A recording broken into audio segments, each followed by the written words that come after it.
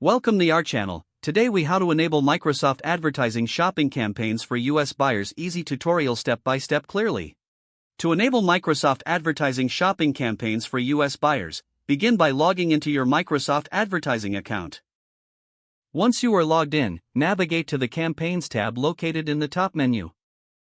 Click on the blue plus sign to create a new campaign. Select the option for shopping from the list of available campaign types. Next, choose your campaign goal, which is typically sales. Enter a name for your campaign that clearly reflects its purpose.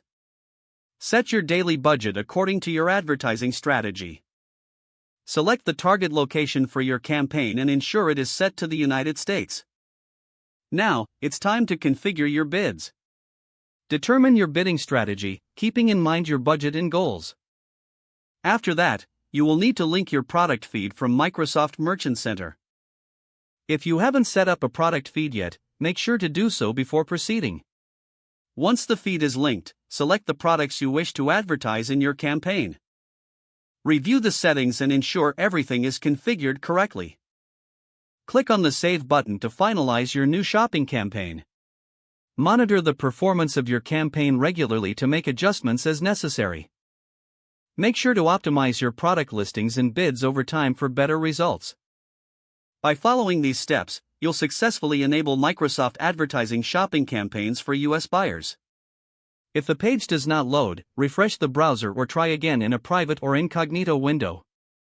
Make sure you are using the correct email address, then retype it carefully to avoid small typos. If your password is not accepted, use the reset option and create a new strong password you can remember. Check your spam folder for verification or security emails, then complete any requested confirmation steps. Enable two-factor authentication if available to improve account security and reduce unauthorized access risk.